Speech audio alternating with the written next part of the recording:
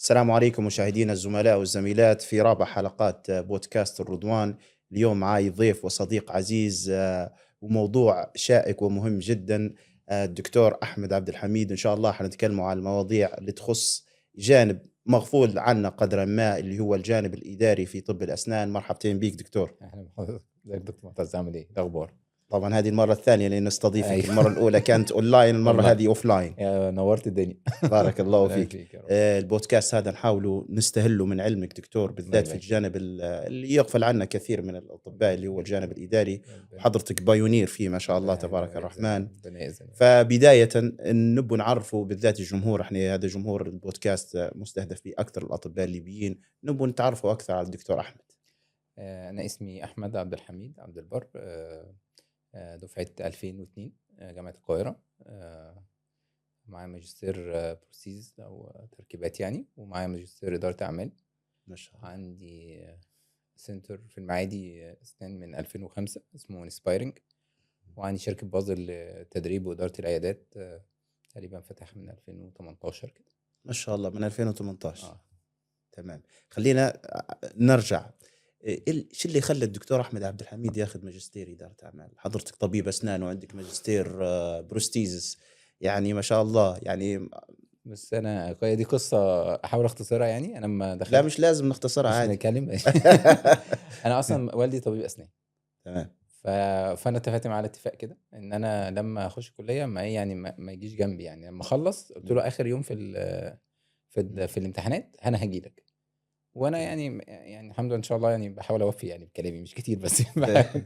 فاخر يوم فعلا رحت له وانا داخل كده، فبفتح الباب، العيانه قاعده على الكرسي، راحت مصوته قالت له انت جايب ابنك يتمرن فينا؟ كده على طول. على طول وش كده. فانا يعني انا اتفاجئت، بس هي اللحظه دي انا حسيت ان في فارق بين العيان اللي انا بشوفه في الكليه اللي هو اصلا ما يدفعش فلوس، واللي هو جاي اصلا يعني ياخد الخدمه وخلاص، والعيان اللي جاي بيدفع قيمه ومستني فاليو معينه هياخدها. اول لقطه يعني انا حسيت ان في حته كده. بعد كده اما بقيت بتفرج في العياده عند والدي يعني، ففي حاجات كتير غير العلاج يعني، في تعقيم وفي حسابات وفي مش عارف معامل دوشه يعني. الراجل طلع يعني حبيبي مدهوش واحنا ظالمين. فبديت احس ان انا محتاج اساعده في الحته دي، فبديت احاول ارتب. وهنا اصطدمت برضو في حته تانية ان انت ما انا مش صاحب المكان برضو، هو يعني ربنا يديله الصحه ويبارك، هو والدي هو صاحب المكان. فبرضو مش كل حاجه انت عاوز تعملها بتمشي. وكنت معتقد ان اللي انا بعمله هو البيرفكت، وانا مش متعلم اي حاجه يعني خالص. عدت سنين كده وبعدين فتحت عيادتي مثلا. بعد 3 سنين انتقلت في عياده تانية بقى بتاعتي الخاصه، في كلاس مختلف. بعد 3 سنين من الماجستير ولا من لا لا، البكالوريوس؟ من الامتياز. انا من فتحت بدري الامتياز. جدا. بدري. اه ف وفتحت في منطقه في المعادي يعني، مختلفه عن المنطقه اللي والدي فاتح فيها. يعني والدي فاتح في كلاس اقل شويه، ففتحنا هناك. وهنا بقى المفاجاه بقى، كل اللي انا كنت بتمرد عليه عند والدي وبحاول افرضه، لما بقيت لوحدي ما حسيتوش مجدي قوي زي ما كنت متخيل. ما انا بقى انا متحمل مسؤوليه كل حاجه يعني، فاهم؟ ما فيش حد بيلم ورايا. وقعدت ماشي في القصه دي، كل مره احاول اقول لا انا محتاج انظم الحكايه دي بصوره احسن، بصوره احسن. وعملت هنا اول غلطه دايما بقول الموضوع ده. رحت استشرت واحد كده، قلت له بقول لك ايه، انا بفكر اخد ماجستير اداره اعمال عشان افهم العياده دي بتتعمل ازاي او بتتنظم ازاي، اكيد في حاجه، في نو هاو للحكايه دي يعني. فقال لي جمله، قال لي ايه، انت دكتور وشغال وامورك طيبه يا عم، انت مالك بالكلام ده؟ القصه دي اخرتني مثلا. ده استشاري؟ ده كان حد مش دكتور ومش بتاع بيزنس ومش بتاع اي حاجه. بس حد قريب، عارف انت ساعات كده تسال الشخص الغلط يعني. ف... فدي اخرتني مثلا 5 6 ولا 7 سنين، اكتر كمان، او 8 سنين قبل ما ارجع تاني اخد الخطوه دي. في النص بقى اشتغلت حاجات يعني، بعمل بيزنس في حاجات تانية بره الاسنان، اتنصب عليا كتير قوي. فبكت لا يعني في حاجه غلط بقى يعني. انا لا في هنا حاجه في مانجمنت غلط. في حاجه غلط. فقلت لا، لازم اروح بقى خلاص يعني. انا مش انا داخل. والحمد لله لما دخلت يعني كنت كل مره بروح انا برجع مبسوط قوي، في اجابات للاسئله اللي في دماغي، وانا رايح باسئله. ف وكنت بقى بقى يعني خلاص اول سنه سعيد جدا، وبعد كده دخلت على اداره المستشفيات تخصصي في الماجستير يعني. هنا بقى جالي مضايقه جامده جدا. انا بقى مستني اللحظه اللي هاخد فيها اداره المستشفيات، هي دي بقى التطبيق العملي، ملوش علاقه بالعيادات. سكيل مختلف تماما، طريقه يعني سكيل مختلفه. على اعلى ولا على اعلى اقل؟ طبعا، المستشفيات اعلى كتير وميزانيه اعلى، واحنا العيادات دي سكيل قليل. مم. فبدي احس لا، اللي بناخده ده مش هو ده اللي انا محتاجه اصلا. ومن هنا جت الفكره ان انا ابدا اعمل اصلا منهج لينا احنا. مم. فبقيت اخد ادرس واروح اشوف الجاب فين واحله، وبديت ايه اكون القصه دي. وبعدين وقتها قلت لا، انا لازم الحاجه اللي تكوني دي معايا ما تبقاش خاصه ليا، يعني لازم انشرها بقى. انشرها مع الناس. بالظبط. إيه. وما جينا في النقطه دي بدينا بقى نفكر ازاي نبدا نعمل البيزنس في الحته دي. وكان طبعا طبيعي ان انت ما عندكش اصلا، يعني الناس يعني ايه اداره عياده اصلا، يعني انت يعني ايه شركه تيجي تدير لك عياده، دي معناها ايه اصلا؟ فاخترنا نبدا بحاجه اسمها educational ار. لا، احنا هنعلم الناس اصلا يعني ايه القصه دي، ونعلمهم بطريقه عمليه. فانا هجاوبك على اسئله انت محتار فيها، فيبدا الناس تشوف ان دي ده في علم اسمه كده، وفي حاجه ممكن حد يجاوب لنا على الاسئله دي او يساعدنا، فنقدر نكون ماركت يعني. ومشيت بقى يعني الحمد لله، واحده في واحده كده والدنيا. طب ممتاز. هو حضرتك اخذت ماجستير اداره الاعمال فين؟ في الاكاديميه البحريه. في الاكاديميه البحريه في اسكندريه. بس مكان مشهور جدا معروف. وهو سبحان الله بعد كده بقى هم نفس الاكاديميه، ما جيت خبطت عليهم بقى بالكريكولم بقى، وعملنا بعد كده بقى الدبلومه نتكلم عليها بعدين بقى في ما شاء الله. لاحق. لا، حندخل على الدبلومه على طول. الله. احنا ندخل على الدبلومه على طول. هي حضرتك قلت لي انت اسست انستتيوشن اسمها بازل. الشركه اسمها بازل. دي شركه مينلي للتدريب واداره العيادات والاستشارات يعني. يعني لو مثلا احنا عندنا كذا نشاط يعني ممكن نتكلم على كل نشاط. الاول الاديوكيشنال ارم، احنا بيبقى عندنا اي حاجه تخص البارا ميديكال او البارا دينتال ساينس، يعني تسويق، محاسبه، بس كاستمايزد على الميديكال فيلد، مالناش دعوه غير بالميديكال فيلد. فبنعمل فيها كورسات وبندرسها. بعد كده عندنا جزء بتاع الاستشارات والكونسلتيشن والكارير كوتشنج، يعني حد متلخبط مش عارف يعمل ايه، بيستراجل في حاجه في حياته في البيزنس بتاعه مخصوص طبعا الميديكال، فبنقدر نقعد معاه وندله على الطريق يعني. عندنا جزء تاني لطيف قوي له علاقه بالتقييم المالي، العيادات اللي عاوزه تبيع او حد عاوز يخش شركه فمحتاجين يعرفوا النسبه دي كام. فانا بقيم انا مقيم للحته دي، بقيم القصه بكام. كمان عندنا جزء بتاع قلنا التدريب صح، وقلنا الاداره بقى العيادات، احنا بناخد العيادات نفسها نديرها ونعمل لها المانجمنت سيستم بتاعها، ويعني لو حد زهقان من عيادته يعني. لا، عندنا اسئله كتير في الموضوع ده. عندنا وبنعمل كمان عقود الشراكه.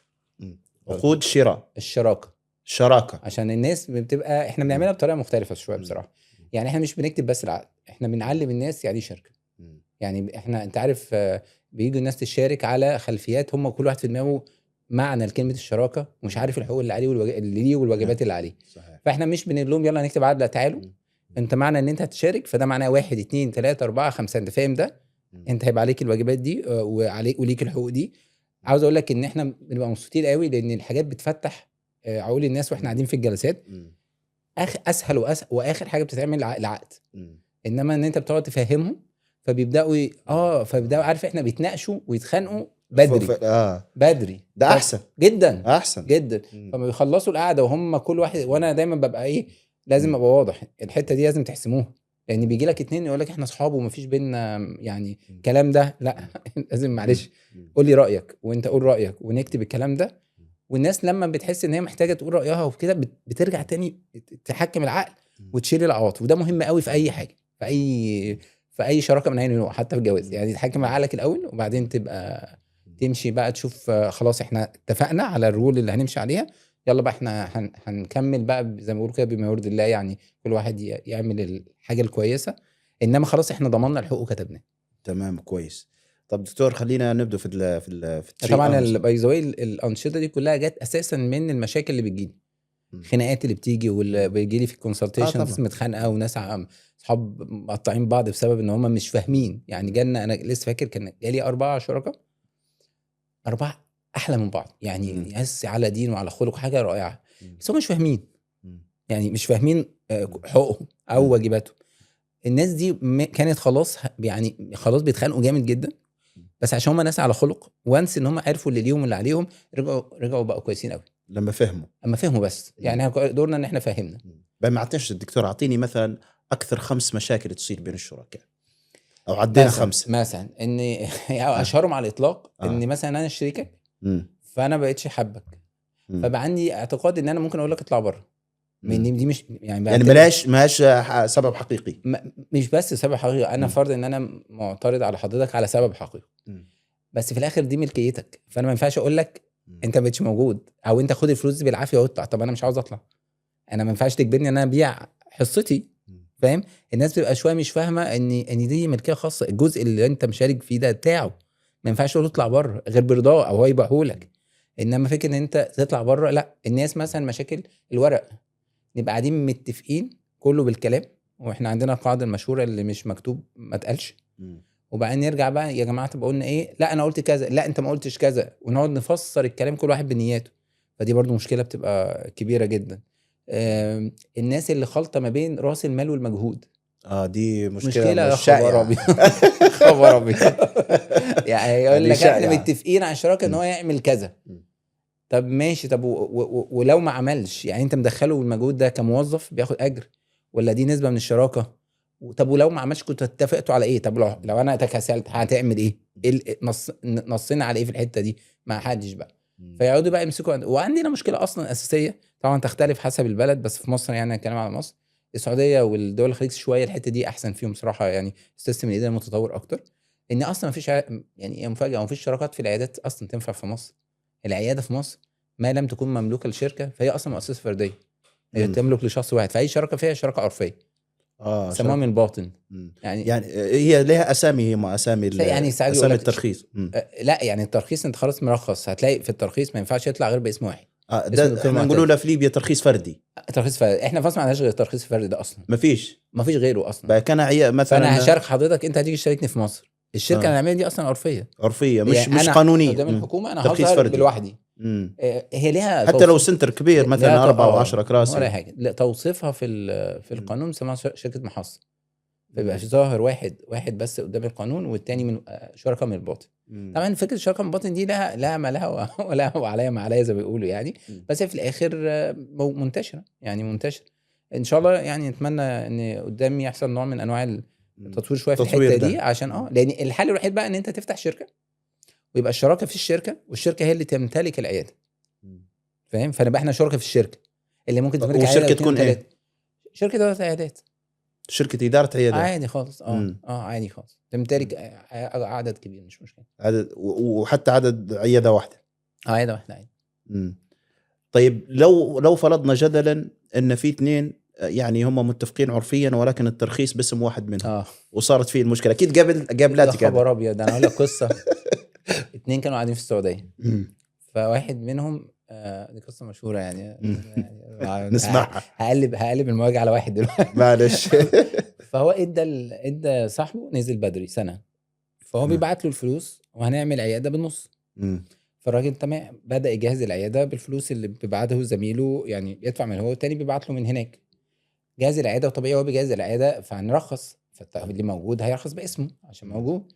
واصلا عشان ترخص لازم يكون عقد الايجار او تمليك باسمك، يعني ما ينفعش يبقى اللي مرخص باسمه وعقد الايجار بحد تاني. فكده عقد الايجار باسم واحد، وهو نفس الواحد اللي عنده ترخيص. الراجل ده كان بيشتغل كل التخصصات، والراجل التاني اللي في السعوديه كان بيشتغل تخصص واحد، مش هنقول هو عشان الحكايه ما تتعرفش. فالتاني بدا يشتغل، وبعدين بعد سنه كده التاني نزل خلاص من السعوديه وهيشتغل معاه، فبداوا يشتغلوا. فحصل بقى المشكله اللي الناس مش فاهماها، هم بيشتغلوا، فواحد بيشتغل 5 تخصصات وواحد بيشتغل تخصص. فالراجل اللي بيشتغل اكتر بقى المفروض بيقبض كشغله عن كونه طبيب حق شغله، والتاني بياخد برضو اجره كطبيب عن حق شغله في تخصص واحد. وبعد كده نطلع مصاريفنا، وبعد كده المتبقي هنقسمه 50-50، يعني احنا راس مالنا بالنص، ده الطبيعي. فجه الراجل ده قال لك يا عم انا بدخل كل دخل، انت بتدخل مثلا 10% وانا بدخل 90%. هو مش قادر يفهم ان التاسيس ملوش علاقه بالمجهود. طبعا. فقال له لا، احنا لما نيجي نقسم الربح ما نقسموش 50-50، نرجع نقسمه كام؟ نفس لا بس يا عم ازاي يهديك يرضيك؟ قال له بقول لك ايه، اطلع بره. هنطلع بره، اطلع بره، دي مش عيادتك. وراح قافل العياده وما تجيش هنا تاني. وما عندش كيف يدافع عن حقه خالص، مفيش ورق ما فيش اي حاجه ولا حتى إثبات عقد قانوني. مكتوب حتى عرفي مم. يعني ولا حتى العقد العرفي وهل مكتوب. حتى لو مكتوب عرفي هل العرفي بينقضي طالما انه قانونيا ممكن يثبت حقوق.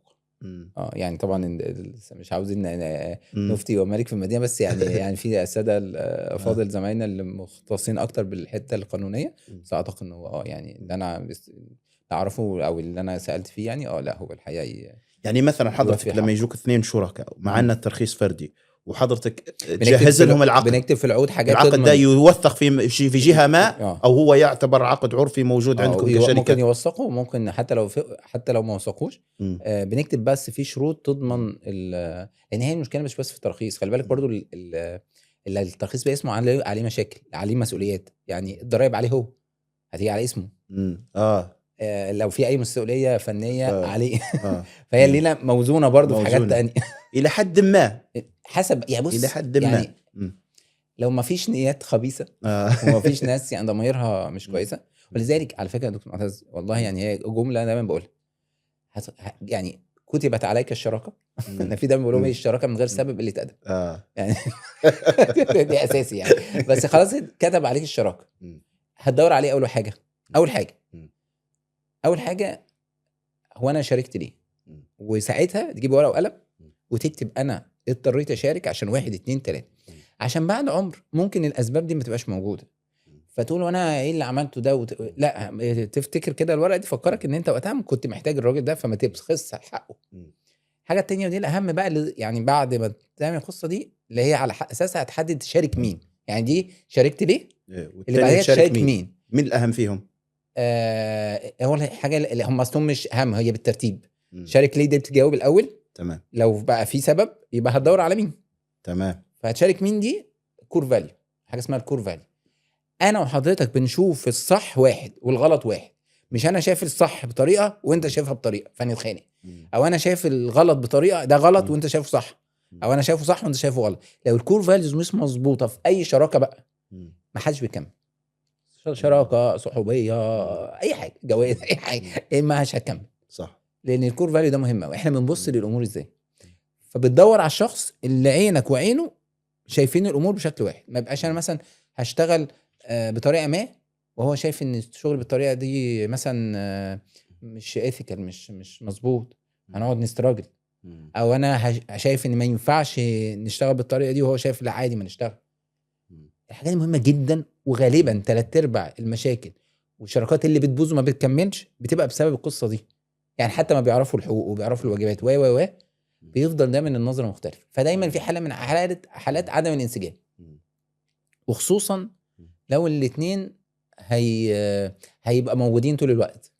يعني لو في واحد بره خالص حاط فلوس وانا مش موجود ارجع بالقصه دي انت عيش حياتك، يبدا الافكت بتاع المشكله اقل بكتير. لكن لو احنا الاثنين موجودين واحنا الاثنين هنشارك في الاداره واحنا الاثنين هنتحمل نفس الالتزامات ومش بنبص بعين واحده لا مشكله كبيره يعني حقيقه يعني، وبتعمل يعني فعلا دي اكتر حاجه بتقضي على استمراريه الشركه. كيف تحلها دكتور هذه القصه؟ لا دي بقى ما بتتحلش، ده من الاول، دي وقايه لا الا واحد فيهم يسيب الليله، يسيب المركب، يعني يسيب القياده، يطلع بره خالص ويبقى عارف ان هو هيجي له ربحه من الفلوس وهتدار. تعرف دايما يقول لك ايه، سواق وحش احسن من 2 يتخانقوا على الدركسيون. صح، يعني واحد بيدوسوه نص احسن من 2 عمالين يعملوا كده. ممكن يوصل سالم، هيوصل متاخر شويه، انما اللي بيتخانقوا ده هيلبسوا في حاجه، ده يدوس على فرام وده يدوس على بنزين وده فاهم، فدي مشكله. فانت طول الوقت بتبقى محتاج تبص على القصه دي. يعني بجد الحكايه دي لو الناس انتبهت ليها وهم بيختاروا اي حد هيكملوا معاه في شركه في حاجه هيرتاحوا جدا جدا. يعني من خلال خبرتك دكتور توا امتى تقول لي دكتور فعلا انت محتاج شريك؟ شنو هم الاسباب؟ 1 2 3. ما عندكش فلوس، ما عندكش وقت، ما عندكش مهاره معينه، مهاره سواء اداريه او تكنيكال، ومش قادر تشتريهم. يعني ايه؟ يعني مش قادر تتدرب عشان توصل للمهاره الفلانيه. لا مش قادر ما احنا في البيزنس بنعمل ايه؟ في البيزنس بنشتري وقت الناس. تمام. فانا ما عنديش وقت ادير، ومش قادر اشتري وقت حد يدير. تمام. معيش فلوس ومش قادر مثلا اجيب فلوس باي طريقه ما، فمضطر ادخل شريك. ما عنديش مهاره معينه ومش قادر اجر واحد عنده هو المهاره ده سواء الاداريه، ما عنديش، فما عنديش، فمضطر اعمل ايه؟ مضطر اجيب واحد يشارك. لان انا معيش الحاجه تخليني اجر بقى اوقات او مهارات او علم الناس. ساعتها انت في حقك الشراكه واجبه، بشرط ان البيزنس موديل اصلا يكون واضح ومفهوم وعارفين احنا رايحين فين. بس زي يعني الشيء بالشيء يذكر، الحاجات بتيجي رزق، يعني رزق بيجي فهنقوله بقى زي ما تيجي يعني. وممكن نعمل اللعبه دي مع حضرتك لما بدات البيزنس بتاعك، يعني خلينا اقول ما كنتش بتحلم بيه يعني اول ما مش كان دايما بيجي لك كده خيال طبعا انا عاوز ابقى في ليفل معين في صح. لو دي مش مجاتلكش انت ما عندكش بيزنس اصلا.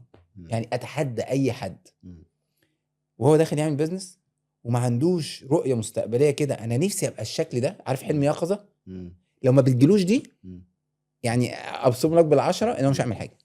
نسميها في الاداره فيجن، ممكن تسميها فيجن، تسميها الفيجن، بس هو الفيجن اصلا اكتر وجهه، يعني الفيجن وجهه.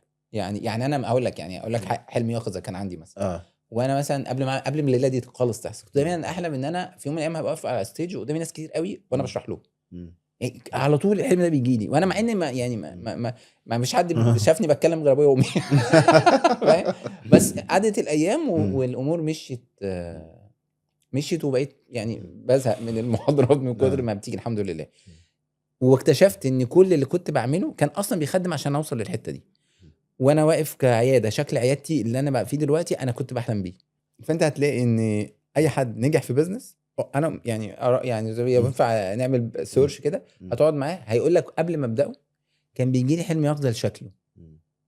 يعني انا من الناس اللي اتشرفت يعني ان انا كنت كونسلتنت معاهم احد الشركات يعني، وكنت معاه وهو بيقول لي انا عاوز السنه الجايه يبقى عندي مش عارف كام عدد وكالات. وعدت الوقت وما شاء الله الله اكبر، يعني وصل للعدد. انسان ما بيقدرش يتحرك من غير وجهه. يعني انا حضرتك زي ايه بالظبط؟ انا عاوز اروح فين؟ لازم تقول عاوز اروح اسكندريه عشان تقرر ان انت في الوجهه دي، والا انت ممكن تمشي في اي طريق. وده اللي بيحصل، تشتت.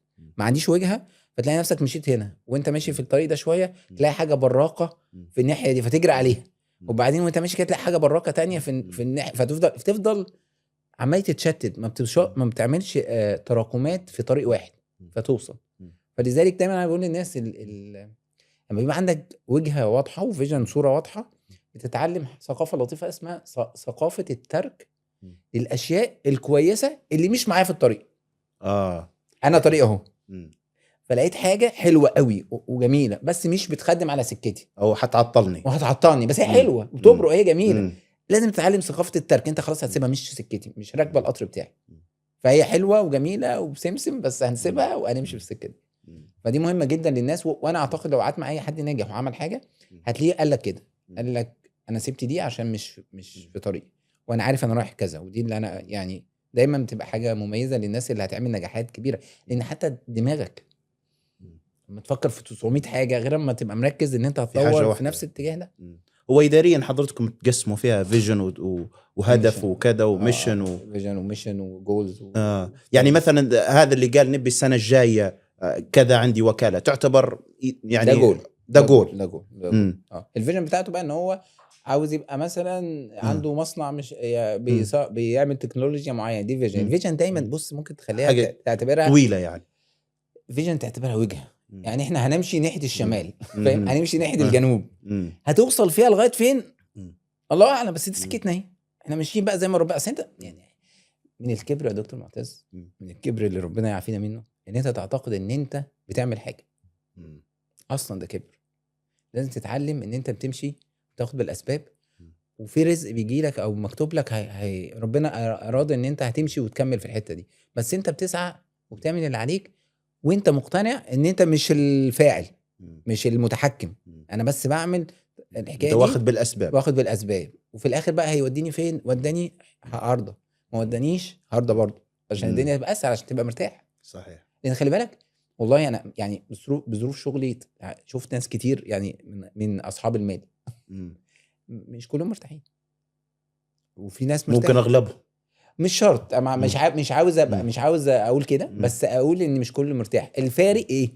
الفارق الحقيقي بين اللي عارف ان هو ليس لك من الامر شيء، وبين التاني اللي عارف ان اللي فاكر ان هي بدماغي. دايما اللي بيفكر ان هي بدماغه ده بيزعل، بيتعب قوي. لان كل مره بيبقى فاكرها بدماغه فدماغه بتسوحه فهو في الاخر الدنيا ابسط من كده يعني حضرتك اكيد شفت ناس معاها اموال كتيره ممكن ما تكونش عارفين يتكلموا كلمتين على بعض. اكيد شفت النموذج بالضبط، ده موجودين بكثرة. صح. ايه بقى موجودين.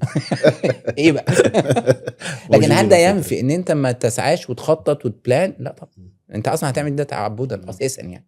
بس ما تعتقدش في نفسك ان هي دي اللي ايه، ان انت الجامد اللي يعني هتعمل كده فهتيجي معاك. لا ادعي ورب يعني هنعمل ايه. احنا عندنا يعني ميراث جميل ان انت يبقى عندك زي ما بنقول كده سند اليه. دي حاجه مطمئنه جدا على فكره. فالناس لو فكرت كده اعتقد هيبقوا مرتاحين، وانت ما تبقى مرتاح دماغك تبقى صافيه فتلاقي السكه واضحه. وبالذات لما تعرف انه هو كده مقدر. طبعا ايوه طبعا ايوه يعني دايما يعني انت ريشه في اقدار الله، سيب نفسك كده. الحمد لله، لفه جميله منك والله يا دكتور. يا رب. خليني نرجع للتقييم المالي والشراكه. طيب يلا. خليني نبدا يعني من الشراكه. قرر احد الشريكين ايوه وهم داخلين، واحد يعني جايب الادوات والمواد، والثاني خاص شريك اداري. الراجل اللي جايب الادوات والمواد تعلم الاداره وقال انا بندير بنفسي. وقرر انه يشتري حصه الاداري. اولا الاداري كم قيمته في تلك الشراكه، كيف تقيم كويس، ولو عاوز يطلع بعد 5 سنين كيف يطلع. طيب خلينا نتفق على كم حاجه الاول. الحاجه الاولانيه ان احنا نعرف الادوار الموجوده في اي بزنس. احنا عندنا 3 ادوار رئيسيه. تمام. بيسموها الفرونت لاين او الاوبريتور. الاوبريتور دي اللي احنا دكتور والريسبشنست والاسيستنت والاوفيس بوي كل دول اسمهم اوبريتور. تمام، دول فرونت لاين. وعندنا نعلى شويه نلاقي حاجه اسمها المانجر. تمام. المانجر ده المدير اللي هيطمن ان الناس اللي في الفرونت لاين دول ماشيين صح. كويس. وعندنا فوقيهم واحد اسمه اونر. الاثنين اللي تحت دولت ليهم وصف على بعض كده اسمه امبلوي، هو ده موظف. تمام. حلو. الموظف ايه التايتل بتاعه او ايه التعريف بتاعه؟ ده راجل تعاقدت معاه على وقت معين لمهام معينه مقابل اجر معين. تمام. نديله بقى بونص، نديله تحفيز. انما الاونر ده واحد بيريسك. يعني ايه بيريسك؟ يعني انا الوحيد اللي في المنظومه دي اللي ممكن اخسر كل حاجه، مقابل ان انا الوحيد اللي في المنظومه دي اللي ممكن اكسب بزياده. لكن الناس التانية مش كده. خلاص. فلما انا هاجي اعمل شراكه لازم افرق بقى، هو انا هخش بانهي دور ولا بكام دور. يعني انا داخل براس مان، فانا كده بقيت في الحته بتاعت الاونر. تمام. ممكن اكسبه وممكن اخسره. طيب هخش انا هبقى دكتور وعالج، انا كده استحق مقابل لكوني طبيب. دي حته تانية ملهاش علاقه بالايه، بالشراكه. الخلطه دي هي اللي بتعمل المشاكل دايما. طب انا داخل هدير بقى هنا كموظف، فزي اي موظف هتاخد مرتب ومالكش دعوه باللي بيحصل فوق بقى في البروفيت في النهايه، واحنا بنوزع انت خدت مرتبك. ولو حضرتك قصرت هيتطبق عليك اللوائح، وينفع ارفدك وينفع اجيب. ما تقوليش اصل انا شريك، ما ترفدش، هتترفد لان انت هنا طالع بدور ايه، بتايتل تاني. ما تلخبطناش معاك لو سمحت. تمام. طب يجي واحد يقول لك لا انا هشارك بمجهودي عشان انا مش معايا فلوس. تمام. ده معنى ايه؟ معناه ان الراجل ده خد الريسك، بس خد الريسك مش بالفلوس، بالمجهود. يعني لو ما كسبناش مضارب احنا بنقوله بالظبط كده. هو لو ما كسبش، لو احنا ما كسبناش المجهود اللي عمله في الاداره دي كله هيخسره. تمام. طب انا ممكن اديله بقى ايه الربح بتاعه ده خلاص بقى قصاده، اللي هو الجزء اللي خده من الربح ده بقى قصاده، معنى ان هو بقى ريسك بقى قصاده قيمه في راس المال. يعني احنا لو هو داخل مثلا وقررنا ان انت حضرتك هتدير وهتاخد من الارباح 20%، فال 20% ده يوازي ايه؟ يوازوا 20% من الاصول. يعني لو هي مليون بعد 200,000 لان انت كنت بتدير قصاد ايه؟ قصاد ان انت كان ممكن لو خسرت ما تاخدش حاجه. ليه حسبه معينه او تقدير معين، مثلا سنوات خبره كذا. هي دي بقى النقطه اللي انا بحاول اعلمها لكل الناس لما بقابلهم. انا عاوز اتعلم اول واحد. دي خضاعه يا دكتور للنيجوشيشن، ملهاش رول حقيقيه. نيجوشيشن يعني نيجوشيشن يا دكتور. يعني انا ممكن دلوقتي يا دكتور اعمل معاك ديل، وبناء على المركزي ومركزك في الاتفاق اعمل ديل ان انا هاخد في الاداره 70%.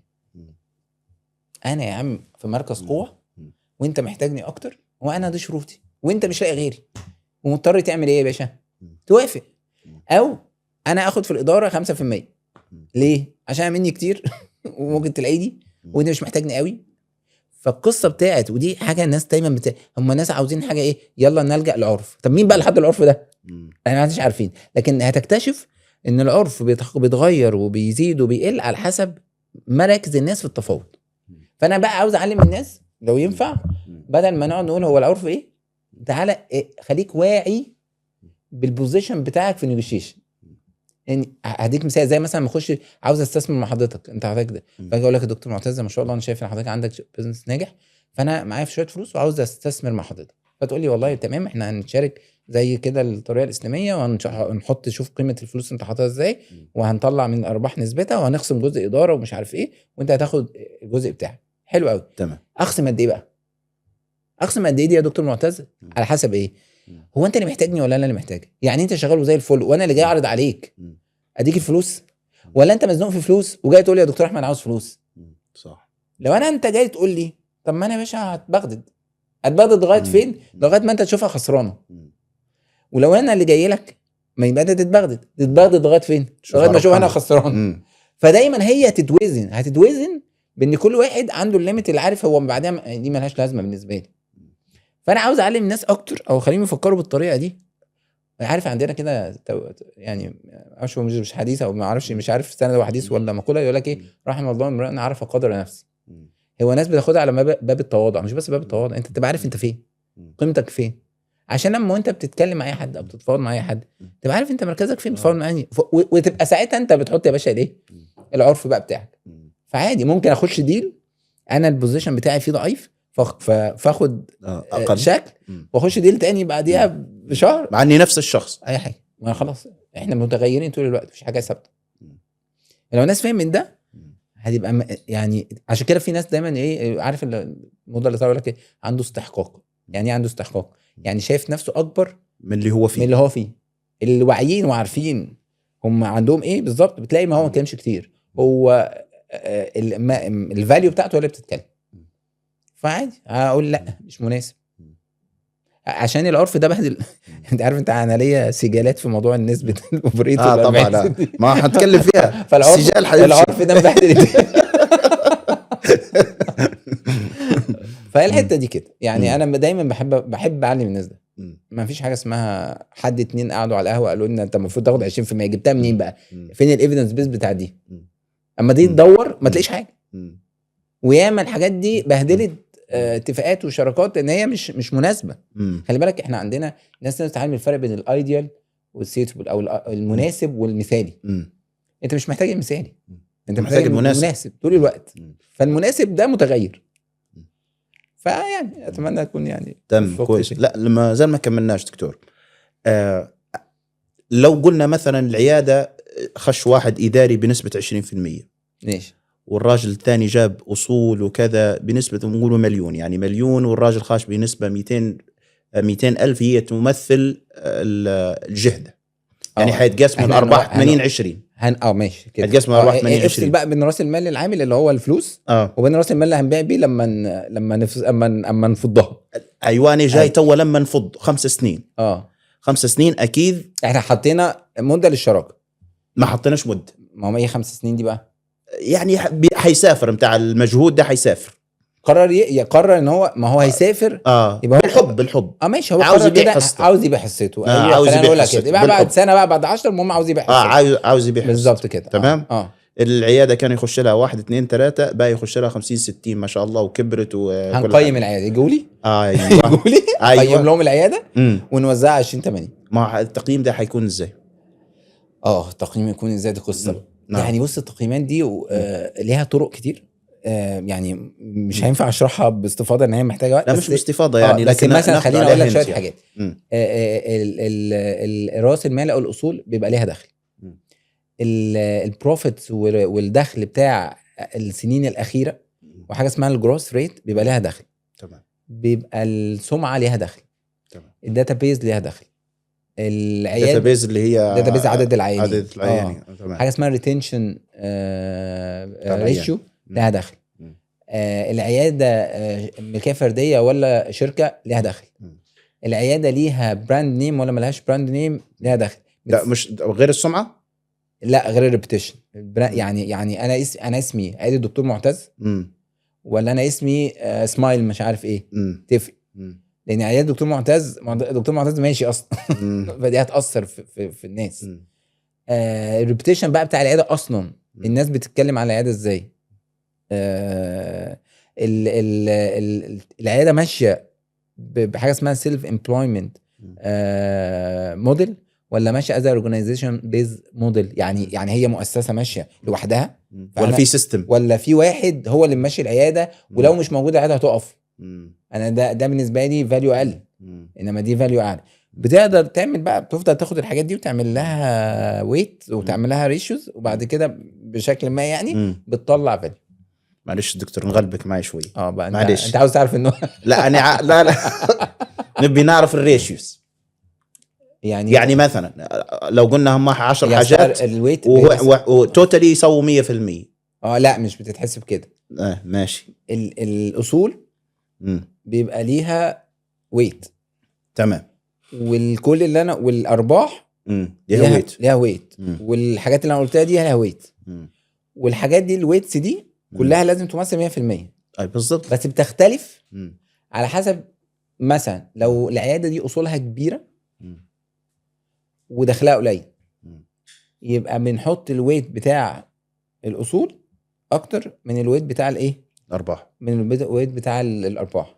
طب العكس، الويت بتاع اصولها مش كبيره لكن ارباحها كبيره، يبقى نعلي الويت الارباح مثلا ونقلل الويت اللي ليها نسبه، يعني طريقه كده في الاخر بيطلع لك حسب يعني. ودي مهمه جدا ان انت تبقى عارف تدرس الحاله، مش بتاخد كده وخلاص عشان تعرف تقيم العياده. لان مثلا انهي اهم، خلينا عياده او انهي بديهيه، عياده اصولها قليله وقدرت تدخل ارباح كبيره، دي اقيم، ولا عياده اصولها كبيره ومدخل ارباح قليله؟ طبعا تشتري مين؟ طبعا الثانيه صح.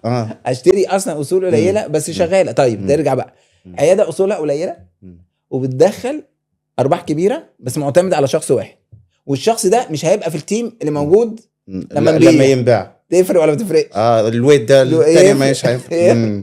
فهي حالات كتير قوي، عشان كده محتاجه لها مقيم يوزن كده، عارف زي بتاع الدهب كده، عشان يبقى الكلام مظبوط.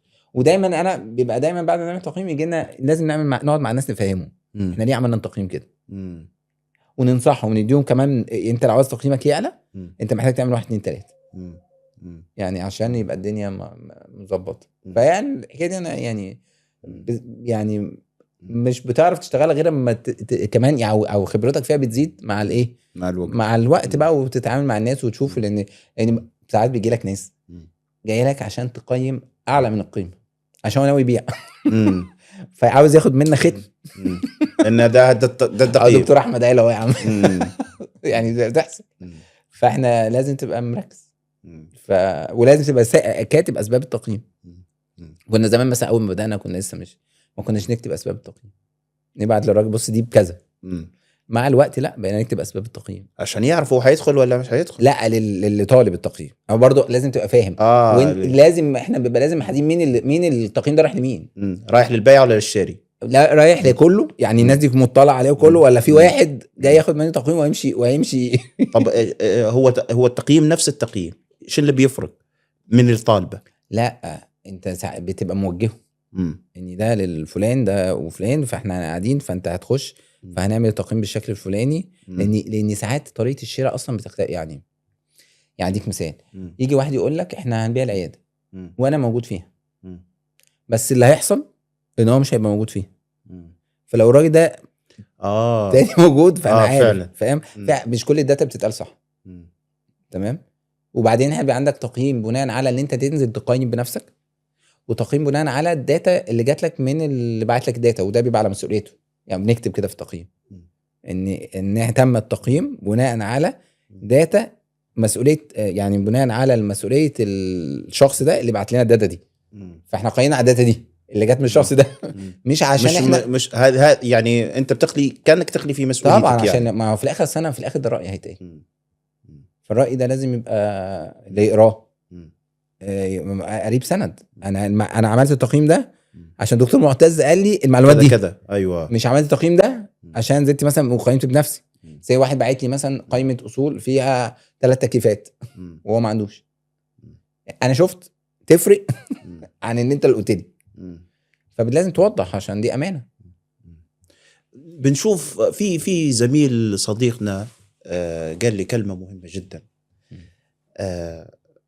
قال لي عيادة الأسنان ربحها كونها شغالة.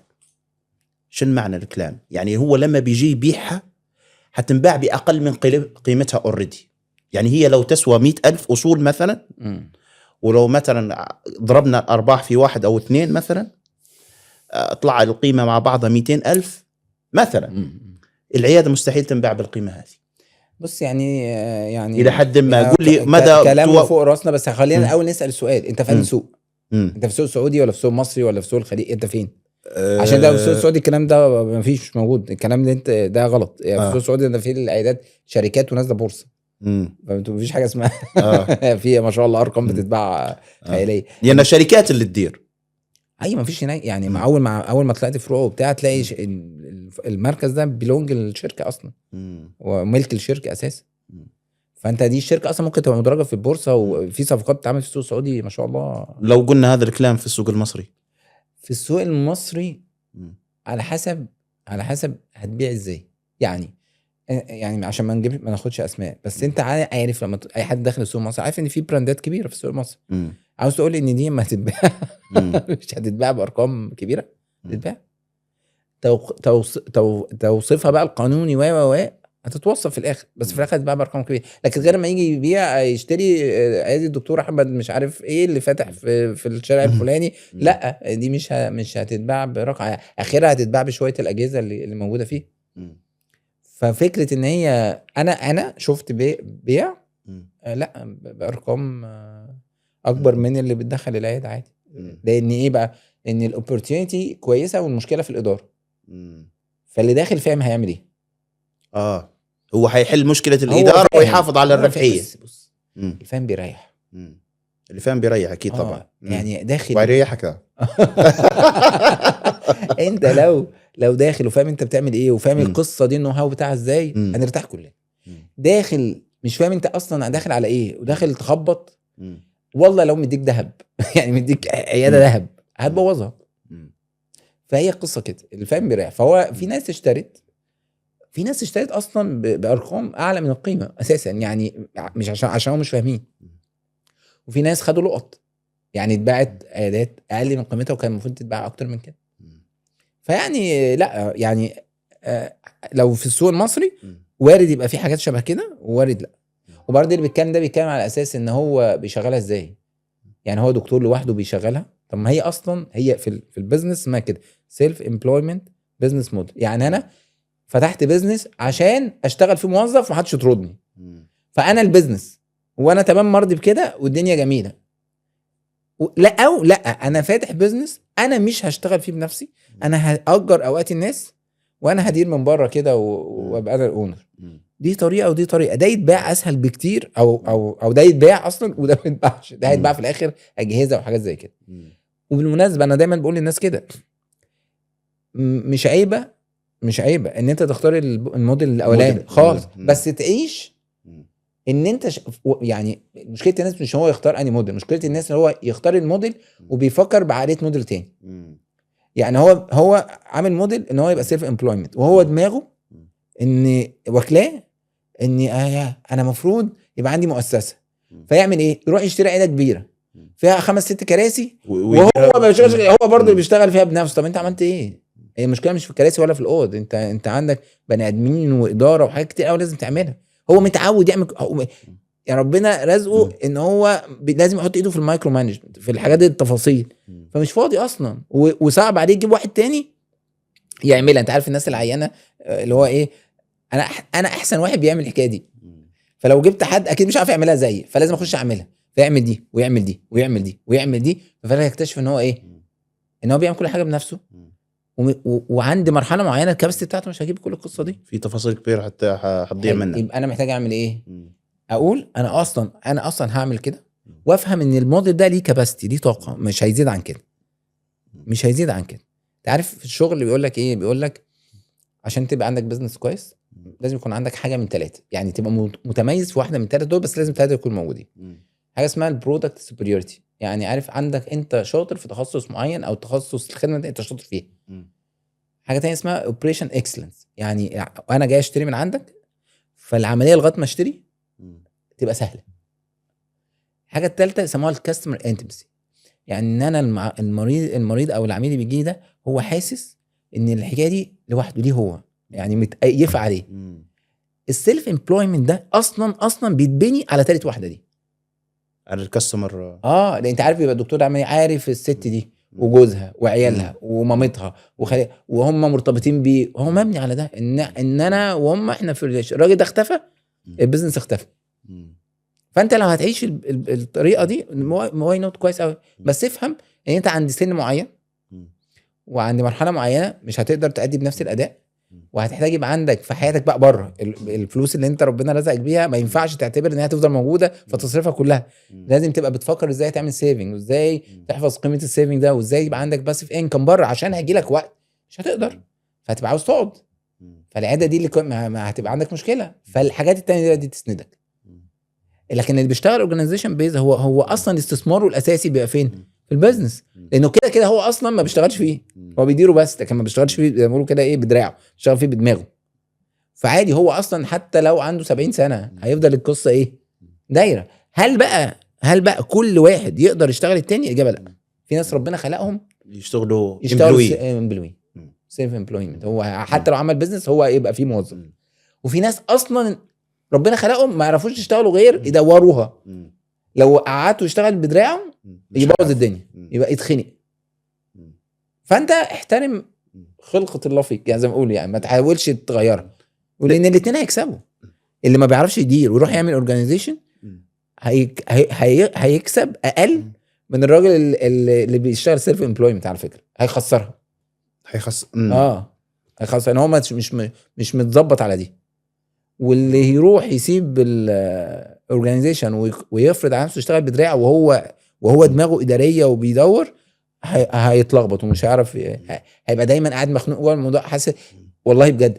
يقول لك انا حاسس ان الحيطان مضيقه عليا، ما هو قاعد جوه البتاع جوه الاوضه، ما هو لازم يكون عينه بره، فمش قادر يركز في التفاصيل اللي بتحتاجها الشغلانه اللي بالايد دي. فلازم يحترم ده.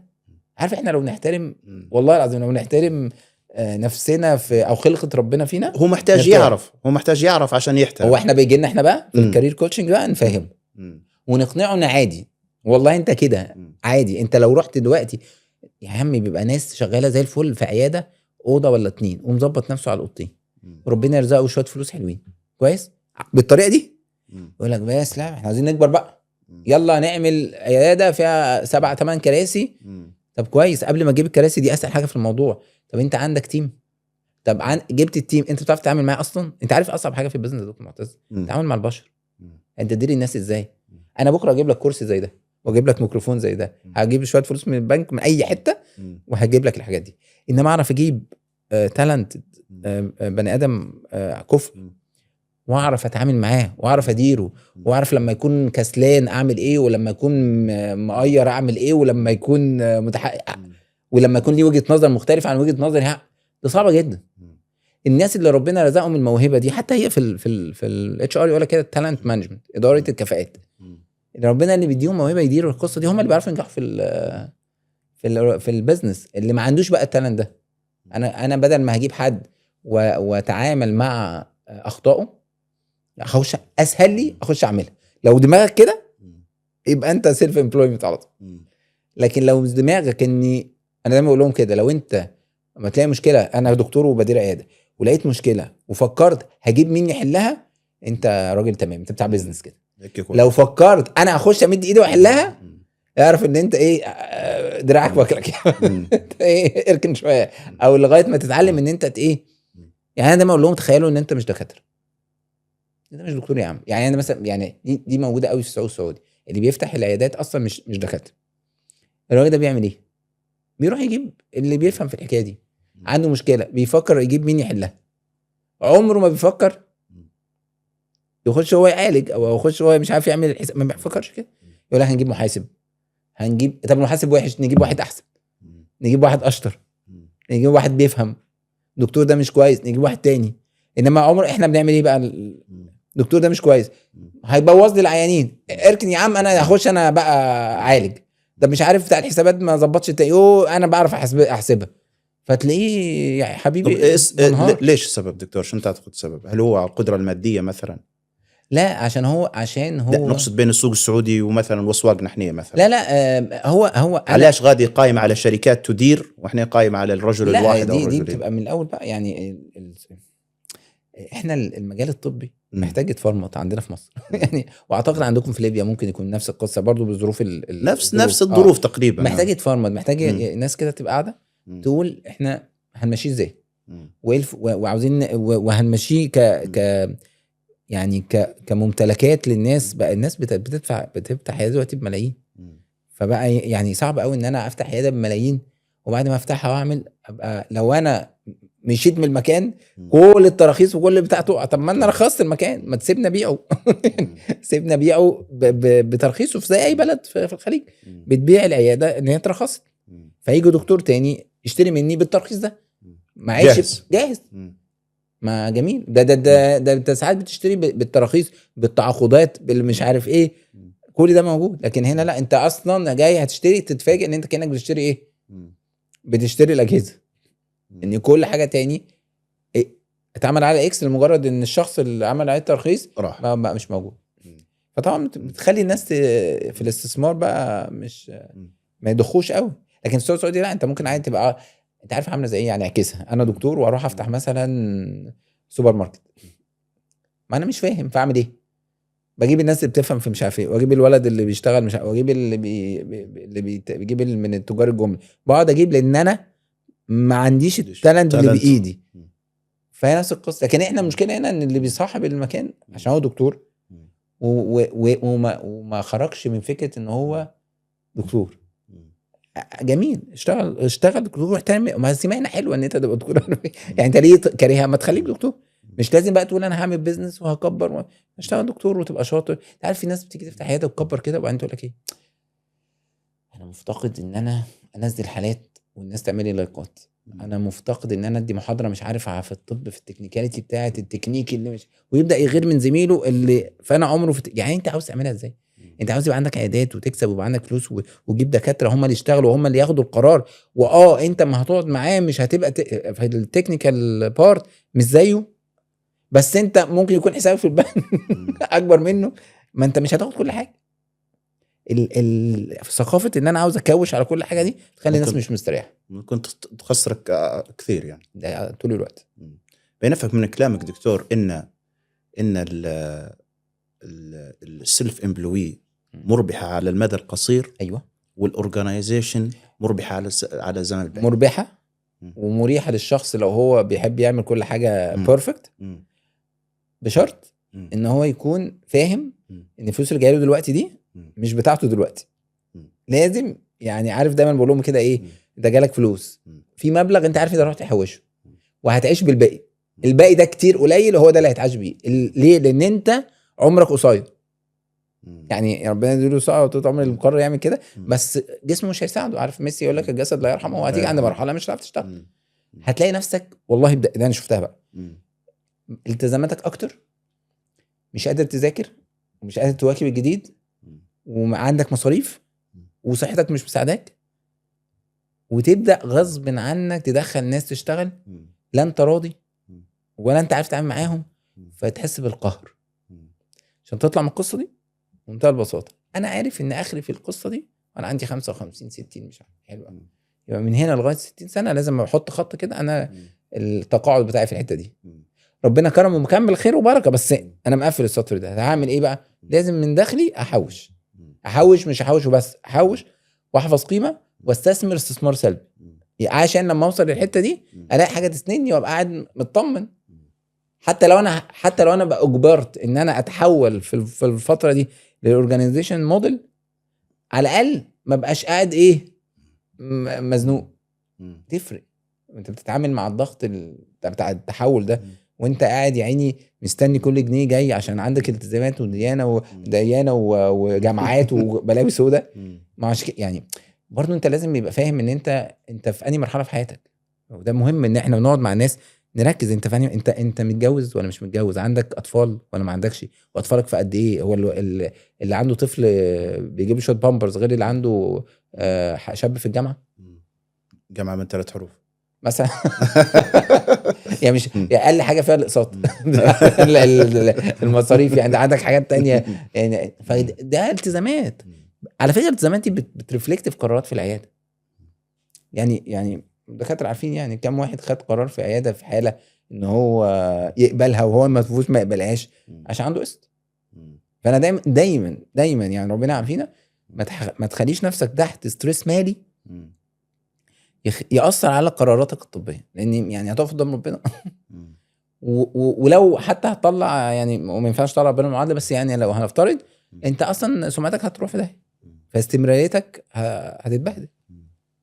احنا ساعات بنحتاج نقول لا لحالات عشان تحافظ على سمعتك. انت بتغرس ساعات في حالات عشان مش عشان انت بقى جامد وعاوز البحث العلمي مقطع بعضه، لا عشان انت عندك شيك عاوز تسد. فانت ليه تحط نفسك اصلا في الضغط ده؟ مهمه جدا ان انت تبقى مخطط انا همشي ازاي وتبقى راضي، وما تقعدش تتقلب بقى، عارف اللي هو ايه، شويه كده شويه كده. دي اكتر على فكره. 80% من العيادات مشاكلها بسبب الحكايه دي. كله يقول لك يا بص، نقعد مثلا عياده بتشتغل لسه هتبدا، يا عم عاوزين نكتب الفيجن، يقول لك عاوزين نبقى اكبر عياده في الشرق الاوسط. يا عم طب العياده تتعرف في الشارع الاول اللي انت فيه وبعدين نبقى نشوف القصص دي. يعني الناس ساعات بتشطح بالافكار وبالاحلام، وعلى ارض الواقع الدنيا هي مش متسقه مع الواقع بتاعها. فلما تبقى عارف انت بتعمل ايه. يعني مره جالي استشاره الدكتور فتح عياده، فبيقول لي والله العياده اشتغلت في الاول وبعدين وقعت. قلت له هو مين بيبقى موجود في العياده؟ فقال لي والله انا ببقى موجود، ولما بحتاج تخصص تاني بكلمه. تمام. قلت له طب ممكن اعرف انت بتعرف تعمل ايه؟ قال لي والله انا بعرف اعمل كلاس 1 سكيلينج. فانت بتتكلم ان دخلك مريض عاوز، انت عارف يعني ايه دخلك مريض دكتور معتز؟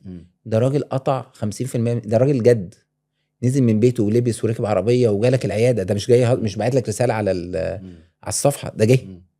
فانت ما ينفعش الراجل ده ما ينفعش يمشي ده جه. فالراجل ده عمل المجهود ده كله وعمل واثبت هذه الجديه وطلب الخدمه.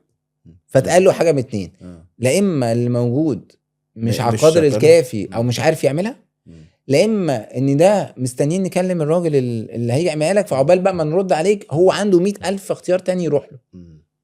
فطبيعي يحصل ايه؟ احنا اختبرناك ودقناك لقيناك مش كفء كفايه، فهنعمل ايه؟ هنمشي. فالعياده تشتغل وبعدين تقع لمجرد ان هي ما تاسستش صح. ليه ما تاسستش صح؟ عشان ما جاوبناش الاسئله الصعبه اللي هي ايه. اول سؤال يا دكتور في عياده هتعمل اول سؤال، هتبيع لمين وهتبيع له ايه؟ لو ما عندكش اجابه للسؤال ده، اجابه واضحه، انت ما عندكش بيزنس اصلا في العيادات، اصلا ما عندكش عياده. انا دلوقتي عاوز اعرف هبيع ايه دي عشان احددها. يعني انا اسف كلمه هبيع دي مش قصدي يعني الخدمات اللي هتقدم عشان ما حدش ايه يقول لك بص بيبيع وبتاع، مش قصدي كده. قصدي قائمه الخدمات اللي انت هتقدمها هي اصلا بتتالف according للتارجت كاستمر اللي انت بتارجت عليه، العميل اللي انت مستهدفه. يعني انا هفتح في منطقه مثلا شعبيه او ارياف، ينفع ما يكونش عندي خدمه الخلع مثلا قويه؟ ده الناس هناك مش يعني ممكن يستسهل جدا موضوع الخلع، وهيقيمك على شطارتك في الخلع اصلا. يعني يبدا بقى يطلب خدمه تانية بناء على القصه دي. هل مهم قوي يكون عندي الفينيرز مثلا؟ في عياده شعبيه مش مهم. ارجع بقى نروح في حته تانية، حته بقى كلاس ايه، ولا هتفتح في حته بتاع. انت اصلا ممكن احتياجك الخلع ده يبقى كل فين وفين، لكن الطلب على التجميل والحاجات دي عالي. هل ما ينفعش يبقى السيرفيس دي مش موجوده؟ لا تبقى موجوده. امتى نقول ان السيرفيس موجوده يا دكتور معتز؟ السؤال المشهور، بتقدموا خدمات ايه؟ كل حاجه في طب الاسنان. يا سلام. بأمارة ايه؟ طب عندك بوتوكس؟ عندك بتقدم لك زي فيشل سيرفيس؟ طب بلاش. عندك زراعه؟ يقول لي عارف يا دكتور عشان تحط خدمه في قائمه خدماتك لازم تستوفي كام شرط. تقدم معايا بقى يا باشا. لازم يكون اجهزتك عندك او بتعرف تتحصل عليها بسرعه. دي كم يعني؟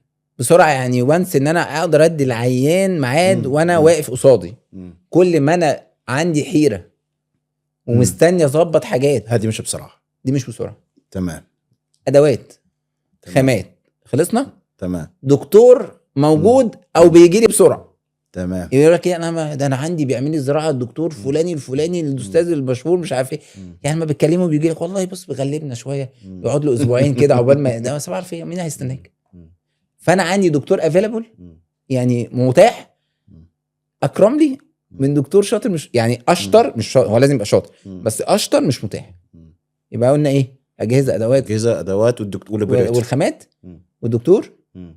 ولازم يبقى عندك سعر للخدمه دي. الناس تقول لك انا عندي، اقول له سعرها كام؟ يقول لي بنفكر ساعتها. لازم يبقى عندك سعر دي او رينج على الاقل، عارف لك هتعملها بكام. لازم يكون عندك وقت ليها. احنا بنعملها في وقت قد كذا. اخر حاجه لازم يكون عندك بروسيس ليها، يعني من ساعه ما العيان يعمل الاوردر انا عاوز كذا، هيحصل 1 2 3 4 5 6 7 في التايم فريم قد كذا، فالراجل هيعمل كذا. هديك مثال. انا داخل، انت عندك عياده جميله، انا داخل لك العياده بتاعتك وعاوز اعمل زراعه. انا فهمت تمام، هتخش اهو ادي السي بي سي، اعمل اشعه، تعالى طلع محتاجين بون وادي الزرع وادي المايكرو وادي المايكرو موتور وحسابها كذا، ممكن تخش تعملها دلوقتي في نص ساعه. احتماليه ان انا اقبل القصه دي قد ايه؟ عاليه جدا، كبيره جدا. تعالى بقى المثال التاني، هخش لك معلش هتروح تعمل لنا اشعه، فيروح الروحه دي فيها ناس وقعت مبدئيا كده، جالي طب بقى هبعتها للدكتور المختص عشان يقرر بقى نشوف نوع الزرعه والبون، دي فيها ناس وقعت. جالنا بقى دكتور مختص عقبال ما يتكرم علينا ويجي لنا ومش عارف ايه ويجي، اقعد بقى لسه طب بكام؟ لا ما انا هسال بالدكتور وارد عليك. ده فعلا تمام. نقعد بقى نلف لفه ويقول لك احنا مش شغالين. ما هو لازم تبقى شغال، ما هو انت حضرتك انا جيت وانت ضيعت وقتي. يعني انا جيت لك، انا عملت اللي عليا كعميل، انا عملت اللي عليا، انت ما عملتش اللي عليك. عشان كده لما تيجي يعني اقول له اي حد عايز يفتح، اقول له طب وريني السيرفيس ليست بتاعتك، وريني السيرفيس ليست بتاعتك، قائمه خدماتك. ما دي بسم الله الرحمن الرحيم. وريني قائمه خدماتك. وريني بقى عندك ايه. تكتشف ان ما عندوش قائمه خدمات اصلا. يعني اللي ينفع يقول عليه خدمه عنده 2 مثلا 3. وانا على فكره مش معترض، بس ما تروحش بقى تشتري اجهزه وحاجات ل 700 خدمه انت اصلا مش بتقدمها، فتضيع راس مالك. ينفع نقول ان انا عندي التخصص ده بس؟ ينفع عادي، انا بتاع اطفال بس، انا بتاع تقويم بس، عادي ينفع. دي مشكله، حاجات صغيره بس لو اتظبطت الناس تعرف هي شغاله مش شغاله ليه. وطبعا في الاخر الرزق بتاع ربنا، يعني بس بنتكلم في سنه الله والاخذ بالاسباب. دكتور عندي سؤال اتمنى انك تجاوبني عليه. سؤال لي علاقه بالارقام، فيا ريت يكون في ارقام. استر يا رب. في ارقام. كالكوليتر بسرعه. سؤال الاول، عياده الاسنان متوسط ربحها كم؟ سؤال شائع. تمام، ده رقم 1. السؤال اللي مش شائع واللي الاجابه عليه اقل، الكرسي المفروض يدخل كام؟ على اختلاف مكان العياده. ممكن لو انت تقول لي والله مفروض كذا وفي كذا، انا يعني اعطيني رينج. معلش اعتراض على السؤال التاني اصلا. انا ما ينفعش، يعني انا ما ينفعش ابقى في البوزيشن بتاعي ده واجاوب السؤال التاني بالطريقه دي. انا معترض عليه اصلا. بس خلينا نجاوب الاول ونشوف وجه الاعتراض. بس الاول اصلا منطقي، انما التاني مش منطقي. تمام. الاول منطقي اللي وفقا اللي انا شفته انت بتتكلم فيه. لو هتحسب حساباتك بالطريقه المحاسبيه الصحيحه، مش الجو بتاعنا اللي هو ايه دخلنا كذا وخرجنا كذا. لو هتحسب بالطريقه المحاسبيه الصحيحه احنا بنتكلم في رينج من 20 30% صافي ربح بعد ما تكون مطلع اجرك كطبيب واجرك كمدير وخاماتك ومعاملك واهلاكك والليله دي كلها. تمام. فيبقى انا بدور على ايه؟ على 20 30% منين؟ من الانكم. تمام. ده نت. وانا بتعامل مع، انت عندك 2 ROI، ريتيرن اون انفستمنت وريتيرن اون انكم. تمام. انا في العيادات القديمه بتعامل على ريتيرن اون انكم، لان انت تكتشف ان الريتيرن اون انفستمنت بقى مثلا 500 1000%، ما انت بادئ بربع جنيه ودي ربنا رزقك يعني. انما في الجديد بتعامل على الايه؟ على الانفستمنت عشان نبسط إحنا لسه- المصطلحات بس الار او اي العائد على العائد على الاستثمار والتاني العائد على على الدخل. على الدخل. بالظبط كده. كويس لحقتنا. كنا رايحين في حته مش حلوه. فاحنا ال 20-30% يعني على اختلاف اماكن العياده. انا لازم باعتبار اظبطها كده. خلي بالك، ما هو برضه في نقطه مهمه. ما ينفعش تبدا العياده غير لما تكون بتتعلم حاجه اسمها بادجت. يعني ايه بادجت؟ يعني تخيل. انت بص، في البيزنس في حاجتين. حاجه اسمها الفوركاست، اللي هو ايه، انا متوقع لما اشتغل يحصل ايه. حاجه اسمها الاكشوال، يلا بعد ما اشتغلنا حصل ايه. مطابقه الاكشوال للفوركاست ده النجاح. قد ربنا يعني قدر ربنا ان الاكشوال بتاعك يبقى اعلى كمان من الفوركاست، يبقى انت الدنيا زهزقت معاك. انما وارد ان الاكشوال بتاعك يبقى ايه، اقل. فساعتها غالبا انت ما كنتش رياليستيك. يعني في حاجه عملتها غلط، سواء متشائم زياده عن اللزوم او ايه، متفائل زياده عن اللزوم. فدي مهمه. فانت اصلا وانت بقى بتعين الناس وبتشتري اجهزه قبل ما تعمل القصه دي كلها، اصلا تروح عامل ايه؟ تروح عامل بادجت، تروح عامل بيسموها مش عارف تبقى دي الموازنه باين بالعربي، اللي هي شكل تخيلي احنا هنصرف ايه وهنكلف ايه ومتوقعين يخش لنا كام. فالظبطه كده، انا بدور على ربح 20%، فمفروض يبقى ليميت المرتبات عندي، بادجت المرتبات ما يزيدش عن كده، وبادجت الاهلاك ما يزيدش عن كده، وبادجت الخامات ما يزيدش عن كده. انت اصلا داخل بسقف. فلما تروح تشتري تعمل ايه؟ يطلع لك مغير. اما تروح تشتري وانت بتشتري عارف ان معاك السقف، فما ايدك ما تفرطش. وما تعين معاك السقف، معايا في السقف، وانا قاعد ما اقعدش بقى ايه، يجي لك دكتور بتتفاوض معاه مثلا في فلوسه، فانا عندي سقف بعديه حضرتك بقيت بتخسرني. فانا مش انت جميل وبسكر، بس انا مش عارف اشغلك معايا عشان انت كده بتخسرني. انا عاوزك تكسب، مهم جدا، بس انا كمان ما اخسرش وفقا للبادجتس دي. فانت بتقعد تكون الكلام ده الاول وبعدين طبقته صح ومشي والكلام ده كان رياليستيك، تلاقي النتائج مظبوطه. ما طبقتوش صح تلقى النتائج او دماغك بقى قعدت تحلم احلام ورديه مش هتحصل، تلاقي النتائج في الاكشن ما بيرحمش. تخش. طيب السؤال الثاني، شنو وجه الاعتراض؟ انت ايه فايده ان تقول الكرسي بيكسب كام؟ هو مش بيكسب كام قدر ما هو بيدخل كام. إيه بمعنى فايدة؟ انا عندي مساحه في العياده كان فيها 4 كراسي كويس. ال4 كراسي فول لودد. حلو. تمام. حلو. المفروض انني نزود كم كرسي؟ وهل الكرسي الزياده يدخل لي نفس الدخل اللي دخل فيه ال4 الاولانيه؟ سؤال. عن يعني نوع من الموازنه. سؤالي بس هو مين بيجيب مين؟ الكرسي بيجيب العيان ولا العيان بيجيب الكرسي؟ والله في هنجاوبك. في دكتور انا سمعت عنه مقوله ومشهور عندنا، عند عياده كبيره جدا، عياده الفردوس في طرابلس، ما شاء الله ممكن اكثر يعني داخلين في 100 كرسي ممكن ما بين الفروع الاربعه. قال ان كل ما نزود كرسي يجوا عليه ناس. لا ماشي لا هو عنده ديماند الاول. بص يا دكتور، حضرتك بيجي لك ديماند، يعني هي اصلها لحسبه. انت مفروض تبدا تفكر في كورس جديد بعد ما تبقى واصل من 70 ل 80% من الكباسيتي بتاعت اللي عندك. انا سؤالي كان 100% كباسيتي. ما ينفعش اصلا. انت لو عندك 100% من الكباسيتي ده معناه ان السكادولز عندك راح في داهيه، مواعيدك بتتاخر. انت ما ينفعش اصلا توصل ل 100%. ده كلام ما ينفعش اصلا. تمام. هيأثر على خدمتك باي حال من الاحوال. تمام. فانت من الاول، انا بالنسبه لي ليه ما بفكرش بقى في الكرسي بيدخل في الكرسي؟ لان هو في الاخر هو داخل العياده، هو مجموع ايه؟ مجموع الكراسي ده. صح كده؟ هل كل كرسي بيخش يعني مش ممكن حضرتك يبقى جاي لك دلوقتي عيانين 2 فتدخل واحد على كرسي بس عشان يشيل تمبري فيلينج ولا يشيل مش ده وقت. هو ده كده دخل لك حاجه يعني. بس سندك كانه عمل لك اندايركت انكم. ليه؟ لان الراجل اللي قاعد مستني شويه ده لو الكرسي ده مش موجود اتضايق، فبدا يكون مشاعر سلبيه، فممكن يمشي، فانت خسرته بس على اللونج ران. فهي ما بتتحسبش كده. انا اللي تفرق معايا احنا بندخل كام كعياده، والكباستي بتاعت الكراسي الموجوده دلوقتي واصله لغايه فين. وصلنا بالكباستي بتاعت العياده ل 80% وعندي مساحه داخليه جوه العياده، زود. انت لازم تزود اصلا. ما تقعدش بقى تقول ايه هو يدخل لي كام. ما انت يا باشا انت غصب عنك. الاكسبانشن يا دكتور ضروره مش طموح. اللي يروح يعمل الاكسبانشن من غير ما يكون عنده ضروره غالبا بيزعل. حتى حلوه دي. اكسبانشن ضروره. البيزنس بيقام على سرفايفنج، مش على مش ان انا عاوز ابقى عندي. عارف الناس تقول لك انا هفتح 6 فروع مره واحده.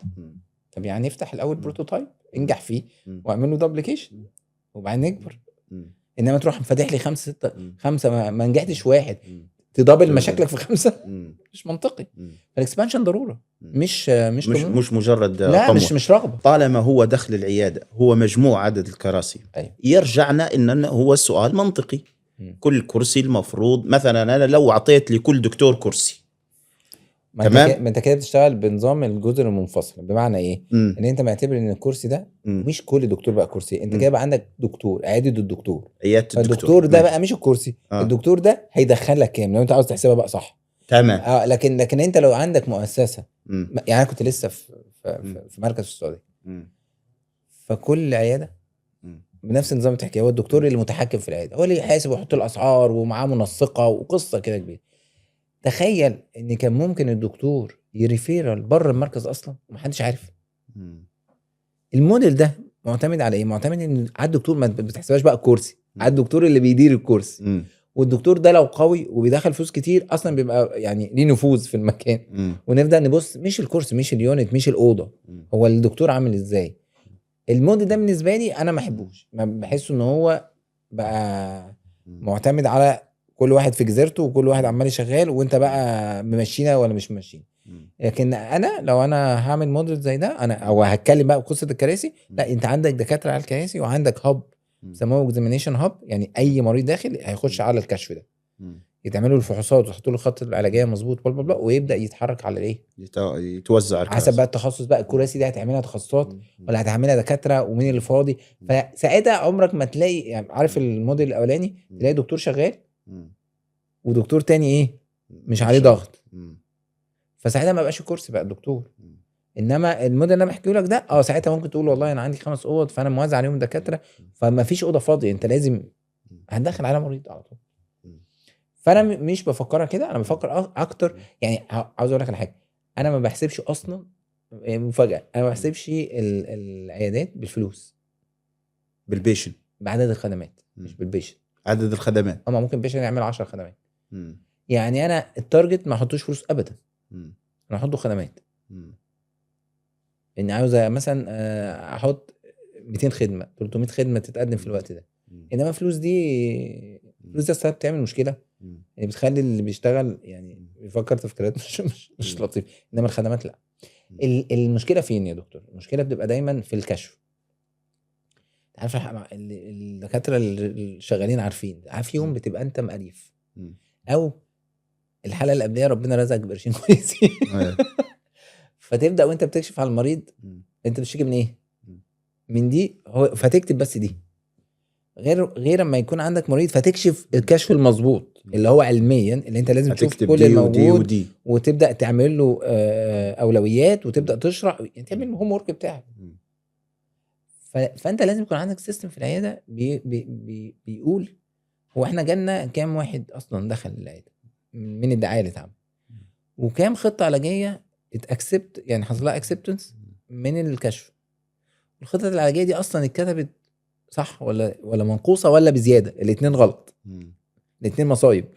ان انت ما تكشفش صح فتعمل خطه علاجيه منقوصه، او اعوذ بالله ربنا يا رب يعافي كل الناس تعمل خطه علاجيه هدفها مال حرام يعني مش المال حرام فدي غلط. ليه؟ مش عشان غلط، عشان سيبك برضو من الحلال والحرام، عشان الريبيتيشن بتاعتك هتروح في داهيه. فالاثنين غلط. بعد كده كام خطه علاجيه خلصت في قد ايه؟ انت عارف ان عندك مشاكل، الراجل وافق نقعد بقى نجيبه ونوديه وفي الاخر خطه الراجل يزهق ما يجيش. فانت لو مشيت ورا الحاجات دي هتكتشف ان عندك حاجات بتقع. لو قلنا ان هذه الاخيره وافق، يعني نقول احنا كونفرجن ريت صح؟ لا كونفرجن ريت اللي هو من الدعايه لدخوله العياده ماشي، وبعدين عندك كونفرجن ريت تاني، كونفرجن ريت تاني اللي هو الاكسبتنس بالظبط كده. الاول كم والثاني كم نسبيا؟ لا بتاع التسويق ده قليل قوي على فكره. انا يعني اللي هو العدد حاجه رقم، يعني المجهود اللي محتاج تبذله وتسوق عشان يطلع لك عدد يجي لك العياده قليل قوي. الناس فاكره يعني عمل دعايه بربع جنيه وهيجي له. لا الدنيا مش كده. انما 25 قرش 30 والله انت عارف مشكله الدعايه، والله اصل انا الواحد بيجي له مشكله الدعايه ان انت كل ما تبطلها لازم تبدا من الاول. هي صح. مبنيه اصلا على الاستمراريه. صحيح، ده فعلا. والناس فاهمه ان انا عشان لسه بشرح ان انا عشان عملت ده النهارده. انت يعني خلينا اشرحها لك بس. انت دلوقتي ماشي فجالك اعلان مثلا اي حاجه بيبيع بدل. هل ده معناه ان انت هتسيب كل اللي وراك والاعلان جه يا رجاله يلا ننزل نجيب بدله دلوقتي؟ ولا كل اللي حصل ان اتحط في ذاكرتك ان انت شفت محل بدل، لما ان شاء الله يجي لك احتياج لبدله وانت بتفر في دماغك هيظهر لك الايه؟ الاعلان تاني. الاعلان ده في ان في ده كان في محل في الحته الفلانيه. فاحنا مش بنعمل الدعايه عشان العين يجي النهارده. طيب انا شفته مره فاتحط في الذاكره، وانت راجل ذاكرتك مش انت انا يعني ذاكرتي ضعيفه، انت زي الفل يعني. لا والله انت عيان زيي طبعا. لا مش زيك اكتر دكتور. فانا ذاكرتي ضعيف. حلو. بس انا شفت الاعلان ده 3-4 مرات اتحط في دماغي، غير لما اشوفك مره ممكن انساك. فالاستمراريه مهمه. انت مش وما تقعدش تبص تحت رجليه، والمره اللي انت عملتها وبعدين رحت مقطع يلا بس ايه لف وارجع تاني ابدا من الاول. دي مشكله الناس مش فاهمه. المهم بقى يبقى نسبته كبيره اللي بتاع الاكسبتنس. يعني انت لو ما عندكش اكسبتنس يعني ده رقم ده يعني افتراضي يعني مش ليه ايفيدنس عندي ان انت لو ما عندكش اكسبتنس للتريتمنت بلان. بس بص بشرط ان كونديشن ان اللي دخلك التارجت كاستمر بتاعك يعني كيو يعني احنا نقوله ايه اللي هو كواليفايد اللي هو الشخص اللي انا كنت متارجته اصلا. ايوه بالظبط. ايوه جالي الحمد لله. فالاكسبتنس في ان الناس دي لو ما عندهاش 80-90% انت عندك مشكله كبيره. تقول لي بقى خمسينات وثلاثينات في حاجه غلط. لا اما غلط في اللي بيشرح، لا اما غلط في طريقه التوصيل، لا اما غلط في الاسعار، لا اما غلط في حاجه غلط. انت عامل حاجه غلط. نقعد بقى نبص ليه ده حصل. وغالبا دايما بتبقى ايه الاكتر؟ بتبقى حاجه من اتنين. لا اما سعر مش مظبوط، لا اما الدكتور اللي بيشرح انا مش عارف ينفع اقول الكلمه دي والله. انا حاسس ان انا لا معلش هتبهدل كده. لا ينفع. حاسس ان انا فضفضت كتير. معلش دكتور وحيفيد الناس في الاخر يعني. هو في كده يقول لك ايه، هو انت ما تجيب مدرس اطفال اللي هو بتاع الحضانه المفروض يبقى ده اكتر مدرس شاطر، اكتر واحد تربوي. العواجيز الناس اللي هم ايه خبره كبيره قوي، ده اللي يقعد في الحضانه، ده التاسيس. فانت اشطر دكتور عندك خبره هو ده اللي يكشف على الناس. الناس بتعمل ايه؟ تقول لك انا عاوز حد يقعد في العياده، فيروح يجيب مين يقعد في العياده؟ شاب صغير عشان ده هيديله بقى فيجيبه. طب الشاب ده جاله حد هو مش لسه ما خدش، مش هقول لك خبرات الشغل، خبرات التعامل مع البشر، فما يملاش عين الكاستمر. فانت لا هتوقف حد يكشف من فضلك، انت لازم تجيب حد جامد قوي وتنفست كويس قوي في الحكايه دي. ولازم الراجل ده يكون هو كلمه بياع مش عيب. مش عيب مش عيب بس معناها ان انا اعرف اعرض بضاعتي صح. هو اللي يقول السعر؟ مين؟ الدكتور حسب انت في انهي كلتشر. لو انا في حته الناس متعوده ان الدكتور يقول السعر ويفاصلوا مع بعض ما تعاديش المجتمع، ما تمام. لكن لو انت في حته الناس مش متعوده على كده، ده انت والله يا باشا انا بشرح لك وانا الاسعار بره مع الريسبشن، والناس لو لقيت عكس كده تتضايق. هم اتعودوا على النظام ده فيحس ان في حاجه غلط.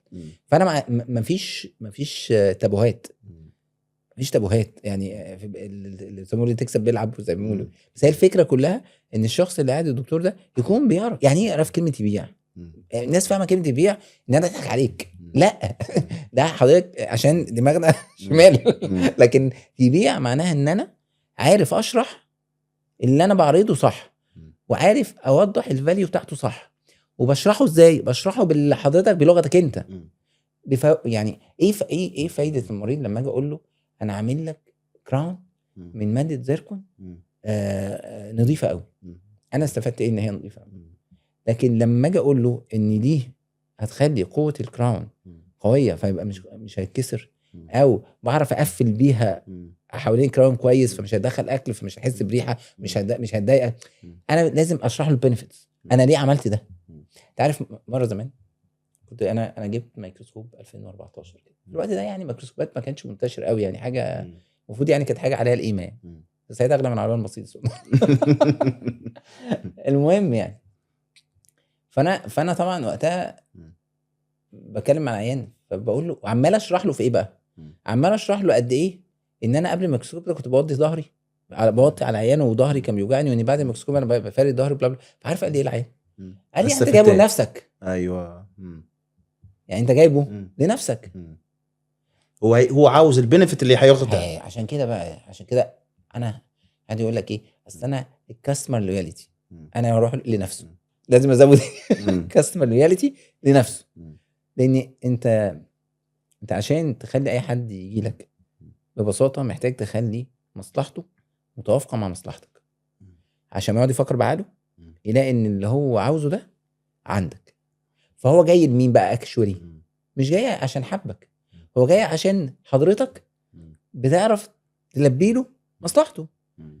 طيب لو ما عرفتش تلبي له مصلحته، اقرب واحد بعدين يلبي له مصلحه. هيجري عليه، هيفضل يقول لك انت احسن دكتور وانت مش عارف ايه وانت حبيبي انت، او في لحظه جاله شعور ان مصلحته مش، وده مش عيب على فكره، هي الحياه اصلا مبنيه على كده، بس الناس بتحب ايه مم. يعني اقول لك فعلا تبادل منفع حقيقي دكتور، طول الوقت. وتبادل منفع حقيقي. حضرتك بتعبد ربنا ليه مم. اصلا؟ مم. ما عشان مصلحتك، بالضبط.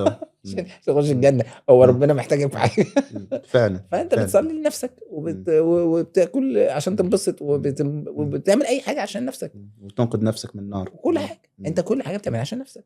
مم. فانت تبقى يعني لو انا عاوز عشان كده كلمه كاسمه اللويالتي دي انا ما لازم يعني لمين مم. اللويالتي دي، الولاء ده لمين؟ هو مش للمؤسسه، مم. لمصلحته مم. والموظفين مم. بنفس المبدا. مم.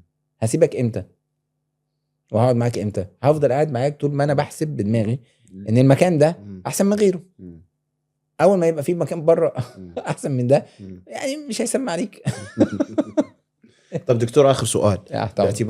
باعتبارك حضرتك تقيم على سبيل الخدمات، أكثر 3 خدمات مربحة في عيادة الأسنان بالترتيب. طيب مربحه دي، معلش انا مش برد عليك سؤال عادل كده. ماشي. مربحه دي نسبه ولا قيمه؟ يعني مم. انا ممكن اكون ربحيتي في الزراعه 20%، بس قيمه ال 20% دي 3000 جنيه أكيد طبعا مثلا يعني، وربحيتي من التنظيف 70%، بس قيمه ال 70% دي 200 جنيه. فانت قول لي اني وانا معاك قيمة، أكيد حنتكلم على قيمه. لا انت بتتكلم في الزراعه وفي التركيبات، زراعة تركيبات. زراعه تركيبات، والتقويم على حسب انت بتعمله في عيادتك ولا بتعمله عند حد. يعني التقييم مربح للي بيعمله، مش مربح للعيادة. طب احنا هنحتاجه في عياداتنا ليه؟ عشان عيالنا ما يخرجش بره بس. انما تقول لي ان هو هتكسب منه، لا يعني في ناس اكشن بتخسر، لكن اللي هتكسب كويس تكسب في طبعا فوق الليله دي كلها الجراحات، الاكزيلوفيشيال سيرجي والحته دي، ده اعلى ربحيه قيمه ونسبه.